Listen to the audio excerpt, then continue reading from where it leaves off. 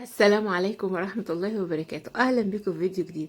تعالوا بقى اقولك ازاي تملي بيتك سمنة بلدي فلاحي من الاصلي، نظيفة وجميلة ببلاش حرفيا، مش هتكلفك جنيه.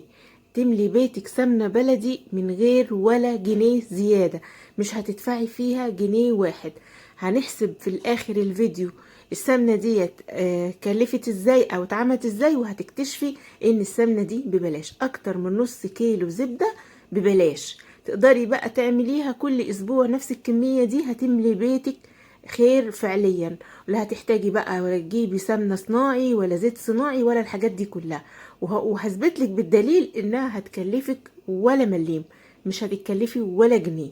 ازاي؟ تتابعي الفيديو للاخر وان شاء الله هتشوفي. تعالي بس كده، شايفه على الميزان عامله ازاي؟ او كمان هقولك الطريقه بقى اللي انت تعمليها بيها في ثواني من مكون واحد، تعمليها في بيتك بطريقه سهله جدا جدا، مش هتاخد معاكي 10 دقايق ولا اي مجهود ولا اي حاجه خالص. الموضوع سهل وبسيط جدا جدا، محتاج بس مننا كده نركز ونفهم، وباذن الله هتعجبك قوي قوي. وهنعمل حاجات كمان حلوه، يعني هقولك ازاي تعملي كمان معاها حاجات حلوه تانية بنفس الموضوع ده. يعني هتبقى السمنة دي بالنسبة لك هي المكسب بتاعك. نبدأ الفيديو. اسبوع كل اسبوع بنحوش ايه الوش اللي هو القشطه. ازاي بقى؟ بنجيب اللبن نغليه، وبقى ما تغليه ما تلطش الحله خالص خالص، وتنقليها لما تبرد تحطها في التلاجة. اما بتحط في التلاجة تبات يعني للصبح، تاني يوم. تاني يوم او تالت يوم زي ما انت عاوز. مم. وتروح منزلاه بقى ما شاء الله، وتلاقي القشطه عملت قرص كبير كده، تروحي شايلاه بالمعلقه وبايدك بحاجه نحوش. وتحوشيه. واللبن تستعمليه، يبقى انت كلت كده ايه بال200 جنيه حق كيلو سمنه لبن وسمنه. صح. يبقى احنا استفدنا. وممكن لبن تعملي منه جبنة. وبقى تشتغل وتعملي جبنه كل حاجه، اه، فاحنا ايه يعني حوشت الطريقة دي دي أوفر. وعاوزه اوريها، يعني نعملها معاكم عشان ممكن تعملوا كده يبقى اوفر. نعملها لكم بطريقة يدوية. اوفر يعني اهو. انا كنت يعني عاوزه استنى لما اجيب اعمل كتير، بس هناخد وقت بقى وكده. نعملها عشان الناس احنا عايزين اليومين سمنة دول اليومين غلا دول. وقرف، والناس لازم تدبر برضه من هنا ومن هنا. ما شاء الله هو دي اولي بتاع 6 كيلو طب والله حلو. كل 6 كيلو يوم. بس. كنت بغلي 2 وحوش. بعدها بقى تحوشها في اي معون عندك، تمسكها هنمسكها بقى نربها مع بعض كده. بسم الله الرحمن الرحيم. ممكن تعملها في الخلاط. هنعملها بقى بطريقة يدوية عشان ايه اللي انا بعمل ممكن في الخلاط، بس بصراحه خايفه اعوصه ومعرفش كده احسن. مكسلة. هاتي بقى ميه ساقعه من التلاجة، يعني يكون ايه تحط جنبنا. مية بسم الله متلجة. الرحمن الرحيم. لما تيجي تطلع يعني، هي كانت في الفريزر الجامده ازاي، بحوشها في الفريزر. اقعد بقى كده اعمل لها كده لحد ما نشوفها مع بعض ان شاء الله كده سنة. دي بقى ميه ساقعه ده بس. مية متلجة.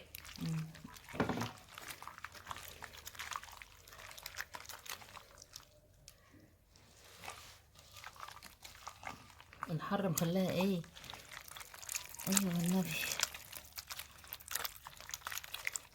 ده في ناس بتحطها في قربة كده كمية على بعض، بقى بتروح جايه حاطة مية ساقعة نصها تطلع. ايوه بصوا يا جماعة، والله بس ما شاء الله، يعني كفاية ده. ايوه صنع الله كده جميلة.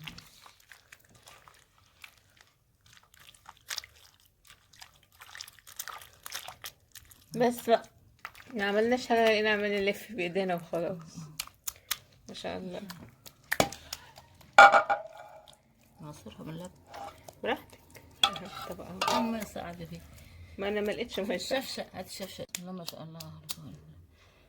في ناس بقى بتعملها طويلة كده زي ما انت عاوز. غيرنا حاجة بقى ولا جبنا حاجة؟ ما شاء الله، والله طلعت حاجة كمية حلوة جدا. ده بقى الحبة دول، ده دواء للمعدة، او تعملي عيش قرص اي حاجة، جميل قوي. مم. عن اي كمية عندك عينيها في الفريزر تعوزيها. يا رب بقى. حابه بقى تصبعيها كده، احلى حاجه ان انت تحطيها في التلاجة شويه تتماسك، والميه دي تكون تسقع معاكي قوي. طلعيها تعمليها صوابع كده زي ما انت عايزه. انا بحب نعملها صوابع كده ليه؟ علشان لما اجي اخد منها تبقى سهله. وبعد كده بمسكها اقطعها في اكياس، كل كيس مثلا بحط فيه الاستهلاك اللي انا عايزاه لمده اسبوع بس، ده بحطه على رف في التلاجة. اما الباقي بحتفظ بيه في كيسه برضو زي ما هو كده من نفس التقطيع ده، في كيس برضو اللي يكفيني اسبوع في الفريزر. بعد كده بطلعه، لان السمنه بره في التلاجة ما بتقدرش تقعد اكتر من اسبوع على الرف، انما بتقعد في الفريزر ممكن تقعد سنه عادي. خلي بالك ان السمنه او اي منتجات البان بتشفط او بتمتص ريحه التلاجة، فما ينفعش ان انت كمية والله تحطيها ما شاء الله، حوالي مكشوفه نص ابدا كيلو او في سمنة، كيس مفتوح. لا، لازم الكيس مكلفتش يكون حاجة مقفول يعني، كويس جدا، اللبن سواء زي ما هو، حطها في الفريزر بالك او كده حطها لازم على تاخدي رف بالمقدار التلاجة. اللي انت عاوزاه. شايفين كده ما شاء الله؟ انتوا لو طبعا انا بقى مستنيين عملتها تعرفوا ماسكه ازاي بعضها هتبقى دي اقطعها ببلاش. اقطع عشان كتير. بس على اساس ايه، احنا مش نحسب مع بنسيحها، بعض احنا بالراحه. بنحبها كده، ما بنحبهاش انا كميه مسيحة. الزبده دي زي ما هنوزنها دلوقتي وهتشوفيها قدامك حوالي في ناس 600 جرام. بتحبها مسيحة، طلعت من وفي ايه؟ اكلات من مخصوصة حوالي لازم 6 تكون كيلو السمنة حليب، مسيحة يعني فيها، 2 كيلو و2 بس كيلو و2 كده كيلو، احسن. حوشناهم كده على بعض وحوشنا هنحاول القشطه. بس لما اهم تيجي حاجه نوزنهم انه كده. الحليب تجيبيه من حد كويس عنده ضمير، ما يكونش بيحط عليه ميه، فيكون القشطه بتاعته هتلاقيها ما شاء الله جميله جدا. وطبعا يكون جاموسي او حتى لو بقري برضو بيبقى نفس الحكايه، بس البقري بتاعي بيكون خفيف شويه. وفي بقري اللي هو الابيض ده طبعا ما بيطلعش قشطه خالص، فالاحسن والاضمن انت تجيبي الجاموسي. تمام. 6 كيلو. الكيلو انا والله بجيبه ب 24، هنحسبه احنا على 20 لان هو في اماكن تانية كمان ب 15، بس هو عندنا غالي. فكيلو الحليب هنقول متوسط ب 20 جنيه. ال6 كيلو بكام؟ 6 في 20 ب 120 جنيه. 120 جنيه حليب، يبقى احنا كده اتكلفنا كام؟ 120 جنيه. ال 120 جنيه دول لو احنا خدنا الوش بتاع اللبن عملناه زبده، وخدنا اللبن نفسه سواء بقى شربناه عملنا بيه جبنه، هنفترض ان احنا هنعمل بيه جبنه. لو عملتي بيه جبنه قريش هيطلع لك ال2 كيلو هيطلعوا كيلو جبنه قريش، يبقى ال6 كيلو هيعملوا 3 كيلو جبنه قريش. الكيلو الجبنه القريش ب45 جنيه، قول يا ست ب40 جنيه. يبقى ال6 كيلو هيعملوا كام؟ 3 كيلو. الكيلو ب40 ب120 جنيه، اللي هم تمن ايه؟ تمن ال6 كيلو حليب اصلا. يبقى انا طلع عندي الزبده ايه؟ ببلاش. نص كيلو الزبده ده ما كلفتش فيه اي حاجه، ده المكسب بتاعي. ده المكسب اللي بياخدوه منك الناس او اصحاب المحلات، او بياخدوه منك اي حد. فاحسن حاجه ان انت تجيبي اللبن او الحليب اللي هو اللي لسه فريش، وتعملي كده نفس النظام ده، هتكوني واثقه جدا من ان الزبده سليمه وحلوه. ثانيا تخيلي يعني ايه زبده ببلاش. شوفي انت بتدفعي قد ايه في الزيت اللي بيجيب الامراض، وفي الجبن، وفي السمنه الصناعي اللي بتملى الجسم امراض واللي بتسد الشرايين.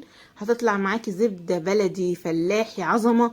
والله ما خدت حاجه، يعني مجرد ماما لفت ايديها لفتين كده ما شاء الله البتاع طلعت زبده على طول كده، تحسي كانه سحر.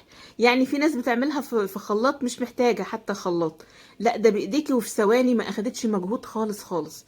كل ما عليكي ان انت هتدوري على حد كويس نضيف موثوق منه تجيبي منه الحليب، وتطلعي وتملي بيتك خير. بس شغلي دماغك.